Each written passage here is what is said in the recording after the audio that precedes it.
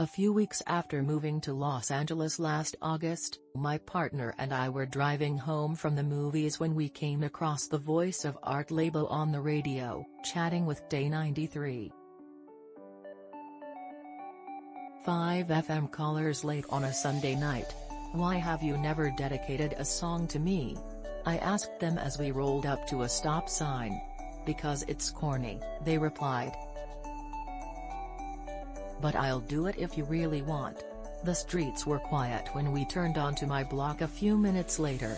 We lingered in the car for a minute to hear a stranger pour her heart out to Laboe, and thousands of listeners. Laboe died last October, but his impact on the radio industry can be heard in the dozens of dedication shows that cropped up after he first went on air in the 1940s. The trend peaked in the 1980s, when quite a few popular shows started broadcasting, but dedications can still be heard across the country every night.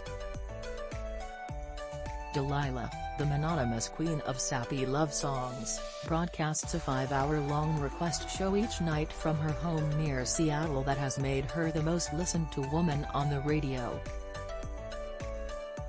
She is nationally syndicated on about 150 stations, reaching about 8.3 million listeners each week. On L.A.'s KOST 103.5 FM, Karen Sharp reaches nearly 500,000 listeners weekly.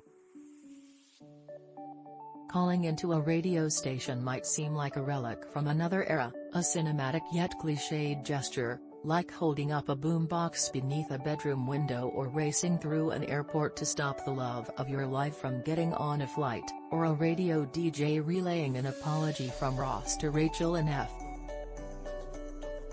But the shows have a hold on listeners. Even in the age of cell phones and Spotify, legions of fans still tune in nightly. Finding them is easy. The host might be wishing a couple a happy anniversary or issuing a diplomatic apology on behalf of someone in the doghouse.